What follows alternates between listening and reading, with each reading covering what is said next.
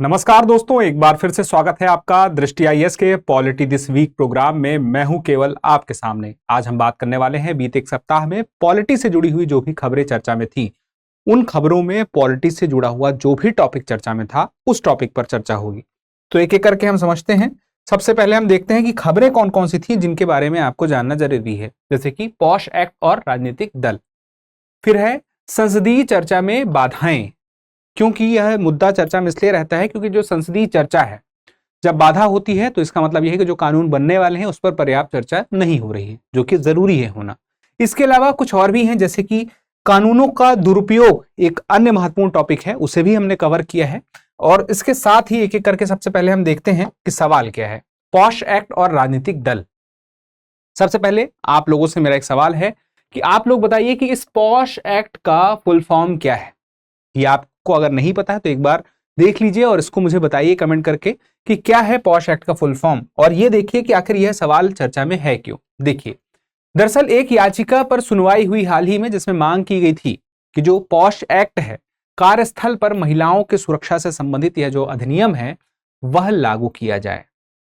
तो ऐसे में जब यह मामला उठा तो हम जान लेते हैं कि आखिर राजनीतिक दलों को लेकर के तो ठीक है, लेकिन यह पॉश एक्ट है क्या। देखिए, 1992 में एक भंवरी देवी कांड अखबारों में, मीडिया में, हर जगह बहुत चर्चा में था।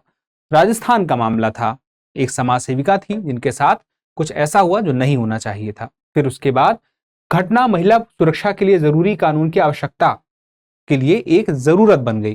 फिर उसके बाद विशाखा दिशा निर्देश आए और फिर उसके बाद एक और आधार बनता है अनुच्छेद 15, जिस आधार पर यह तय किया गया कि महिलाओं के विरुद्ध सभी प्रकार के जो भेदभाव हैं उसका उन्मूलन हो। उसके लिए कन्वेंशन भी सामने आया। उसके अलावा एक विधेयक आया था 2007 में और अंततः 9 दिसंबर 2013 को कानून के रूप में लागू कर दिया गया पॉश एक्ट, कार्यस्थल पर महिलाओं की सुरक्षा के लिए।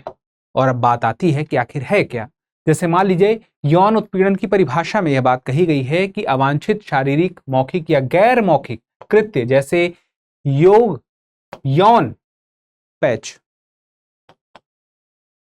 यौन अनुग्रहण की मांग, अश्लील टिप्पणी या अश्लील साहित्य दिखाना, ये सब कुछ आएगा यौन उत्पीड़न के अंतर्गत। फिर उसके बाद यौन उत्पीड़न की 5 प्रमुख परिस्थितियां भी बताई गई, जिसमें बताया गया कि रोजगार में अधिमान्य व्यवहार का वादा या धमकी। फिर इसके बाद बताया गया कि हानिकारक व्यवहार की धमकी, यानी कि नुकसान पहुंचाने वाली बात। यह बात कही गई कि रोजगार स्थिति को लेकर धमकी, कि आपकी रोजगार स्थिति जो है वह खराब हो सकती है, या तो हो सकता है रोजगार रहे ही ना। उसके अलावा काम में हस्तक्षेप करना और शत्रुतापूर्ण वातावरण बनाना, या फिर अपमानजनक व्यवहार से स्वास्थ्य या सुरक्षा पर प्रभाव डालने की संभावना। अब चलिए देखते हैं, कर्मचारी की परिभाषा पहले समझें। यह जरूरी है क्योंकि उन्हीं के लिए है ये। तो सभी महिला कर्मचारी इसमें शामिल हैं इस कानून के अंतर्गत, चाहे वे नियमित हों, अस्थायी हों, संविदा पर हों, तदर्थ हों या दैनिक वेतन पर हों। फिर उसके बाद कार्यस्थल की परिभाषा क्या है, जो पारंपरिक कार्यालय से बाहर भी यह लागू होता है, जैसे दूरसंचार और अन्य कार्यस्थल। तो कार्यस्थल तो वो हैं ही कि जो 4 दीवारें हैं, बड़ी बिल्डिंग है जहां पे लोग बैठते हैं, काम करते हैं, लेकिन उसके अलावा भी दूरसंचार का क्षेत्र एक बड़ा उदाहरण है, या कुछ अन्य भी हैं। तो अब बात आती है कि इसके लिए शिकायत समिति की भी बात आई है। तो आंतरिक शिकायत समिति है और स्थानीय समितियां हैं। तो अब देखिए, आंतरिक शिकायत समिति, इंटरनल कंप्लेंट जो कमेटी है, उसका गठन होगा 10 से अधिक कर्मचारी वाले कार्यस्थलों पर, और इसका गठन अनिवार्य है, वो करना ही पड़ेगा। यह समिति महिला कर्मचारियों द्वारा यौन उत्पीड़न की शिकायतों की सुनवाई करती है। तो यह समिति का होना अनिवार्य है। और सुनवाई किस मामले में करेगी आप समझ ही गए हैं। संरचना में क्या होगा अब ये समझ लीजिए। एक स्थानीय समिति भी है। तो स्थानीय समिति यह उन स्थानों पर बनाई जाती है जहां 10 से कम कर्मचारी हैं, 10 से ज्यादा हैं तो फिर आईसीसी है। तो अब इसमें देखिए, कम से कम 4 सदस्य होंगी, आधी महिलाएं होंगी, ये बात तय कर दी गई है। और पीठासीन अधिकारी वरिष्ठ महिला कर्मचारी होगी। ये किसकी बात हो रही है, आईसीसी की हो रही है, ठीक है। स्थानीय समितियों के अलावा 10 से ज्यादा कर्मचारी जहां होंगे वहां की समिति के लिए है। फिर 2 सदस्य सामाजिक कार्य या कानूनी अनुभव वाले, और बाहरी सदस्य गैर सरकारी संगठन से होना जरूरी है। फिर उसके बाद हम देखें कि स्थानीय समितियों में भी अनौपचारिक क्षेत्र की जो महिलाएं हैं वो शिकायत दर्ज कर सकती हैं। क्या पॉश एक्ट राजनीतिक दलों पर लागू हो सकता है, बात ये आती है। तो हम पहले ये समझ लें कि राजनीतिक दल हैं क्या, इनकी पहचान कैसे है। इनकी पहचान आती है रिप्रेजेंटेशन ऑफ पीपुल एक्ट 1951, धारा 29A के माध्यम से कि भारत के नागरिकों का कोई भी समूह जो खुद को राजनीतिक दल कहता है उसे चुनाव आयोग में पंजीकरण कराना अनिवार्य है। तो चुनाव आयोग से उसने पंजीकरण कराया होगा अगर वो राजनीतिक दल है अपने आप को कहता है तो पंजीकरण के लिए दल का नाम होगा, मुख्यालय का राज्य होगा, पदाधिकारियों के नाम होंगे, सदस्यों की संख्या होगी, नियमावली वगैरह भी होगी, कुछ अन्य चीजें हैं जो इसमें शामिल हैं। संविधान के प्रति निष्ठा की शपथ भी आवश्यक इसमें रहती है। फिर उसके बाद पॉश एक्ट कार्यस्थल पर यौन उत्पीड़न को रोकने के लिए बना है। तो राजनीतिक दलों में कार्यस्थल की परिभाषा स्पष्ट है, इसी वजह से यह विवाद या बात उठ रही है कि क्या यह इस पर लागू हो सकता है। पार्टी कार्यकर्ता जो होते हैं वो कर्मचारी की तरह नहीं देखे जाते हैं, ये अक्सर फील्ड में काम करते हैं और स्थायी कार्यस्थल इनका होता नहीं है। तो कार्यस्थल की परिभाषा में भी थोड़ा सा इनके लिए उतनी स्पष्टता नहीं है और जो पार्टी कार्यकर्ता हैं क्या वह कर्मचारी हैं उस तरह से उन्हें देखा जा सकता है, इस पर भी अभी धुंधलापन दिखाई देता है, स्पष्टता नहीं दिखाई देती है। कार्यस्थल की परिभाषा में फील्ड में काम करने वाले कर्मचारी भी शामिल हो सकते हैं, लेकिन क्या वो कर्मचारी हैं ये भी स्पष्ट करना होगा बेहतर तरीके से। ठेके पर काम करने वाले और स्वयंसेवक भी कर्मचारी माने जाते हैं पॉश एक्ट में, तो ये बात भी नजर रखनी पड़ेगी, इस पर क्या आगे मामला जाता है, कहां जाता है।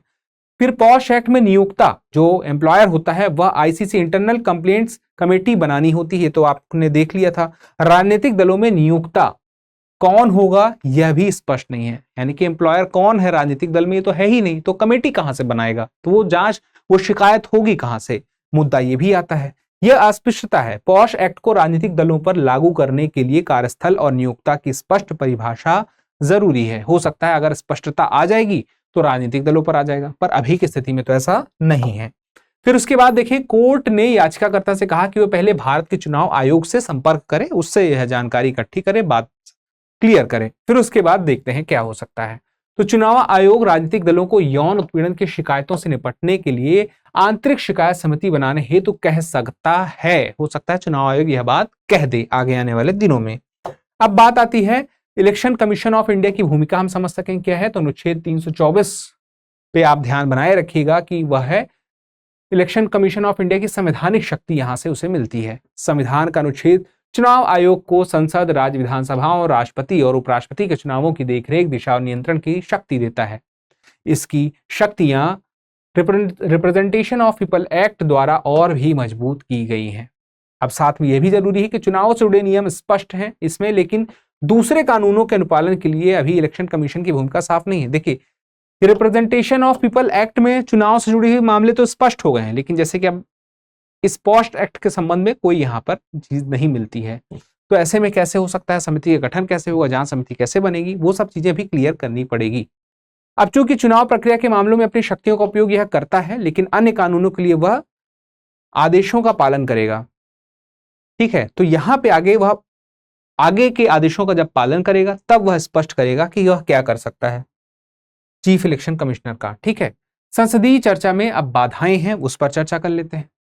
अब संसदीय चर्चा में जो बाधाएं हैं वो देखिए, एक तरफ सत्ता पक्ष होता है, एक तरफ विपक्ष होता है। अब जब बातचीत होती है वहां पर अपनी अपनी बातें कहते हैं, तो उसमें कभी कभी ऐसा होता है कि चर्चा नहीं हो पाती है, बात बहुत एक्सट्रीम पे बहुत आगे तक चली जाती है। और जब चर्चा नहीं हो पाती है, कोई बिल आया है जब उस पर चर्चा हुई नहीं है, तो हो सकता है बिना चर्चा हुए या कम चर्चा हुए या बहुत जितनी आवश्यकता थी उससे कम मात्रा में चर्चा के साथ ही वह बिल पास हो गया। तो हो सकता है जितनी उसमें सुधार की गुंजाइश थी, चूंकि चर्चा हुई नहीं, तो यह एक माना जाता है, ऐसा कहा जाता है विद्वानों के द्वारा कि एक चिंता का विषय है कि संसद में बार बार व्यवधान, जैसे कि एक बड़ी चुनौती है कि बार बार व्यवधान की स्थिति आती है, तो उस चुनौती से निपटना पड़ेगा। संसद के विधायी प्रतिनिधि कार्यों को नुकसान कम से कम पहुंचे, ये भी ध्यान, या तो नगण्य के बराबर हो या ना हो, तो ये सबसे बेहतर है। तो जो प्रमुख विधेयक हैं पर्याप्त चर्चा के बिना अगर पारित कर दिए जाएंगे तो यहां पर हो सकता है गुणवत्ता में कमी देखने को मिले उस कानून में। फिर उसके बाद संसद के 2023 के शीतकालीन सत्र, हम पिछले साल की बात करें तो 141 विपक्षी सांसदों को निलंबित करना भी शामिल था। एक बहुत बड़ा मुद्दा था पिछले साल, इतने सारे सांसदों को निलंबित कर दिया गया था। ठीक है, संसदीय सुरक्षा में उल्लंघन जैसे मुद्दों से संबंधित विरोध प्रदर्शन पर।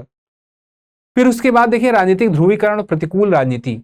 तीव्र ध्रुवीकरण ने विरोधी राजनीति को बढ़ाया, जिससे विधायी प्रगति अवरुद्ध हो गई है। कभी कभी ऐसा होता है बहुत ज्यादा अगर ध्रुवीकरण होता है पक्ष और विपक्ष का, तो वहां पर जो बातचीत होती है वो कुछ खास मुद्दों तक ही रह जाती है, लेकिन वो कानून के जो कानून हैं, जो बिल हैं, उन मुद्दों पर बातचीत कम हो पाती है। तो उसका असर पड़ता है, क्योंकि समय सीमा हर सेशन की अपनी सीमित है, उसी सीमित से समय सीमा में ही सारी चर्चाएं होनी जरूरी हैं। तो सत्रों में भागीदारी का अभाव भी देखा गया है। जैसे कि सत्रों में हम देखें तो 2019 से 24 के बीच में 79% की उपस्थिति रही सांसदों की, लेकिन चर्चा में भागीदारी जो थी वह कम थी, यानी कि प्रत्येक संसद सदस्य ने औसतन 45 चर्चाओं में भाग लिया, जो तुलनात्मक रूप से काफी ज्यादा कम है। उसके अलावा देखें कुछ सत्रों में उपस्थिति कम देखी गई, जैसे कि वर्ष 2021 का बजट सत्र, जिसमें मुख्य रूप से महामारी के प्रभाव का कारण दिखाई देता है, गिरावट उसमें बहुत ज्यादा थी, लेकिन हालांकि वह एक अपवाद है, क्योंकि वहां पे महामारी अपने काफी बड़े रूप में मौजूद थी। फिर विधि की खराब गुणवत्ता, जो एक बहुत बड़ा मुद्दा है, ये तो हमने आपको बताया। सूचना का अधिकार विधेयक 2019 सूचना आयोग की स्वायत्तता को कमजोर करने तथा हितधारकों के साथ अपर्याप्त परामर्श को दर्शाने के लिए आलोचना का सामना करना पड़ा। तो ये एक चीजें हैं जो हम देखते हैं कि आलोचना क्यों हुई, क्योंकि चर्चा अगर होती और अच्छी गुणवत्ता के साथ हो सकता है, कानून सामने आ सकता था। अब हम कुछ और चीजें देख लेते हैं, जैसे कि लैंगिक समानता का अभाव देख लेते हैं। 18वीं लोकसभा में 74 महिलाएं निर्वाचित हुई हैं, जो कुल सदस्यों का सिर्फ 13.6% थी। यह 17वीं लोकसभा की तुलना में थोड़ी कम है, जहां महिलाएं 14.4 थी, यानी कि पिछली बार बहुत ज्यादा तो नहीं थी, लेकिन तुलनात्मक रूप से ज्यादा थी। इसके अतिरिक्त राज्यसभा में महिलाओं की हिस्सेदारी 14.5% है। अप्रैल 2024 तक की स्थिति में देखें तो विश्व भर में संसद सदस्यों में महिलाओं की संख्या 26.9। अगर विश्व का औसत 26.9 है तो हम उस औसत के आधे के आसपास हैं कहीं पे, ये चीज दिखाई देती है। इसका मतलब है कि हमें अभी लंबा सफर तय करना है। तो संसद का समुचित संचालन सुनिश्चित करने के लिए क्या कदम उठाए गए हैं? एक आचार संहिता भी है। संसद सदस्यों के आचरण का मार्गदर्शन करने, शिष्टाचार को बढ़ावा देने और व्यवधान को कम से कम करने के लिए, सक्रिय भागीदारी को प्रोत्साहित करने के लिए यह काम करती है संहिता। इसका पालन करना होता है। प्रौद्योगिकी अपनाना, संसद ने अपने कार्य कुशलता को बढ़ाने के लिए क्या किया? प्रौद्योगिकी को अपनाया। जैसे सारी चर्चाएं हैं या मुद्दे हैं जो उन्हें अभी तक पेपर फॉर्म में मिलते थे, अब वो डिजिटल फॉर्म में मिल रहे हैं। अब साथ में हम देखें तो भारत में संसदीय कार्यवाही की लाइव स्ट्रीमिंग शुरू हो गई है और ये काफी समय से चल रही है। अब देखिए लाइव स्ट्रीमिंग चलती है तो उन्हें भी पता होता है, दुनिया उन्हें देख रही है, लोग उन्हें देख रहे हैं, तो अपनी मर्यादा में को वो बनाए रख सके, इसका भी वो विशेष ख्याल रखते हैं। ये मुख्य बातें हैं जिसका जानना आपको जरूरी है। अब आगे देख लेते हैं संसद का समुचित संचालन सुनिश्चित करने के लिए जो कदम हैं और भी हैं, जैसे कि सांसदों के बीच बेहतर संचार के लिए ऑनलाइन प्लेटफॉर्म तथा ऐप विकसित किए गए हैं। समिति प्रथा है, जैसे संसद के जो विधेयक है, नीतियां हैं, सरकारी पहल हैं, वहां पर हम देखते हैं उन्हें जांचने के लिए समिति की प्रथा का उपयोग किया जाता है। इसके अलावा हम देखें अन्य कुछ कार्यवाही भी हैं जो अनुशासन को बनाए रखने के लिए जरूरी हैं, वो भी की जाती हैं। अब आगे बढ़ने से पहले संभव के बारे में जान लेते हैं। संभव 2025 है क्या? आप दृष्टि आईएएस के प्लेटफॉर्म पर, वेबसाइट पर हर दिन 10 प्रीलिम्स के अभ्यास प्रश्नों का अभ्यास कर सकते हैं और उसमें साथ साथ आपको ये जो प्रश्न होंगे पीवाईक्यूज के आधार पर तैयार किए गए हैं। तो इसके अलावा 2 दैनिक मेंस अभ्यास प्रश्न भी आपको मिलेंगे हर दिन। आपको क्या होगा? विस्तृत विवरण भी मिलेगा उसके बारे में और आपको अपनी रैंकिंग का भी अंदाजा होगा। तो सामान्य अध्ययन का संपूर्ण कवरेज तो इससे होगा और साथ में बड़ी बात यह है कि सभी के लिए इसमें ओपन एक्सेस रहने वाला है। तो ये अपने आप में बहुत ही फायदेमंद आपके लिए होगा। एक बार आप विजिट करें वेबसाइट और देखें संभव 2025। अब आगे बढ़ते हैं और देखते हैं कानून का दुरुपयोग। अभी हाल ही में आपने एक मामला सुना, बेंगलोर में एक इंजीनियर ने आत्महत्या कर ली। आत्महत्या करने के बाद यह देखा गया, यह चर्चा उठी, मुख्य बात से यह चर्चा उठी हर जगह कि क्या दुरुपयोग बहुत ज्यादा हो रहा है और कितना हो रहा है, कितनी मात्रा में हो रहा है और किस तरह से हो रहा है। बहुत सारे मुद्दे चर्चा में उठे। तो क्या है वह, हम समझ लेते हैं। बेंगलुरु में तकनीकी विशेषज्ञ था, आत्महत्या उसने कर ली, जिसमें दहेज और घरेलू हिंसा से जुड़े मौजूदा कानूनों की समीक्षा और सुधार का अनुरोध किया गया है, क्योंकि कुछ ऐसे ही मामले उसके ऊपर लगे थे। याचिका लगाई गई है जिसपे कहा गया है कि दहेज निषेध अधिनियम 1961 और भारतीय दंड संहिता, अब भारतीय न्याय संहिता की धारा जो 498A है, अब चूंकि देखें मामला पुराना था तो वो मामला पहले का भारतीय दंड संहिता के हिसाब से चल रहा था, लेकिन अब आगे जो चलेगा वो भारतीय न्याय संहिता के हिसाब से चलेगा। तो वहां पर भी यह देखना होगा कि वो चीजें ऐसी ना हो कि ज्यादा अनावश्यक रूप से परेशान किया जाए किसी को। तो भारतीय कानून किस प्रकार का लिंग पक्षपाती है, इस पर जो सवाल खड़े किए गए हैं कुछ जगहों पर, वो जगह कहां पे है वो देख लीजिए। आईपीसी की धारा जो 304B है, समय के साथ लोगों को यह विश्वास दिलाया गया कि विवाहिता भारतीय महिला की हर अप्राकृतिक या असामयिक रूप से हुई मृत्यु दहेज मृत्यु है, जो हमें कानून में भी दिखाई देती है। फिर उसके अलावा हम देखें ऐसे मामलों में पति या रिश्तेदार को कम से कम 7 वर्ष के कारावास की सजा दी जाएगी, जिसे आजीवन कारावास तक बढ़ाया जा सकता है। फिर आईपीसी की धारा 498 महिलाओं के प्रति क्रूरता की बात करती है। क्रूरता में जो विवाहित महिला है उसके प्रति क्रूरता या उत्पीड़न के दोषी पाए जाने पर पति या उसके रिश्तेदारों को 3 साल तक की कैद या जुर्माने का प्रावधान है। देखिए, जब ये कानून इतने सख्त होते हैं तो वही बात होती है, सख्त कानूनों का दुरुपयोग किया जा सकता है, तो वो संभावना जो है उसी पे बात चल रही है। ये नहीं कहा जा रहा कि कानून गलत है, ये कहा जा रहा है कि कानून का दुरुपयोग हो रहा है, तो दुरुपयोग गलत है, ये सवाल उठ रहा है। फिर उसके बाद धारा 304B है, एक गैर जमानती है, गैर समझौता योग्य और संज्ञेय अपराध है, यानी कि बहुत ही सीरियस मसला है, जिसका अर्थ है कि यदि आरोप झूठा भी हो तब भी मुकदमा चलेगा और पति को निर्दोष साबित होने तक दोषी माना जाएगा। तो जो खामियां हैं कानून में उसकी भी बात होती है, उन्हें दूर करने की भी बात होती है, और जो दुरुपयोग है उसकी भी बात होती है, दोनों ही बातें होती हैं। उसके अलावा कुछ आंकड़ों की भी बात की गई है, जिसमें बताया गया है किस प्रकार से कुछ ही लोग दोषी पाए गए, ज्यादातर दोषी नहीं थे, तो वो आंकड़े भी दिखाते हैं कुछ चीजें ऐसी। ठीक है, आईपीसी की धारा 375, जो आईपीसी की धारा 375 के तहत केवल पुरुष ही अपराधी हो सकते हैं, यह बात जो है महिलाओं को बलात्कार शिकार, महिलाएं ही बलात्कार का शिकार होंगी, यह बात स्पष्ट करती है। अब अपराधी होंगे पुरुष और शिकार हो सकती महिलाएं, वह आईपीसी की धारा 375 में देखने को मिलता है। तो ये जो मुख्य बातें हैं, कुछ और भी हैं जो हमने देखा, जैसे कि 377 है, पुरुष पीड़ितों के लिए एकमात्र विकल्प है, लेकिन इसमें कई चुनौतियां हैं। ठीक है, था एक विकल्प, ठीक है, ऐसा भी हम कह सकते हैं।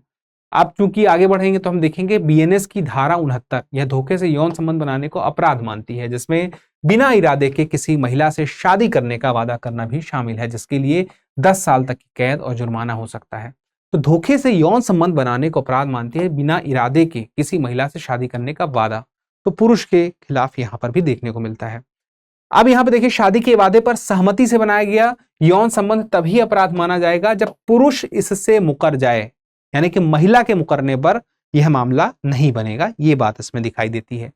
इसके अलावा कुछ अन्य भी हैं जो आप देख सकते हैं, आपके सामने है, चाहे तो आप स्क्रीनशॉट ले सकते हैं। अब एक बार देख लीजिए, यहाँ पे घरेलू हिंसा से महिला संरक्षण अधिनियम 2005, इसमें पुरुषों तथा ट्रांसजेंडर को घरेलू दुर्व्यवहार के संभावित शिकार के रूप में मान्यता नहीं दी गई है, यानी कि जो जिसके साथ हो सकता है दुर्व्यवहार, इसमें राहत किससे मिलेगी या किसके लिए है, यह घरेलू हिंसा से महिला संरक्षण तक ही सीमित है, लेकिन पुरुषों के संरक्षण या फिर हम ट्रांसजेंडर का संरक्षण इस कानून के तहत नहीं देखते हैं, तो यह भी एक कमी है।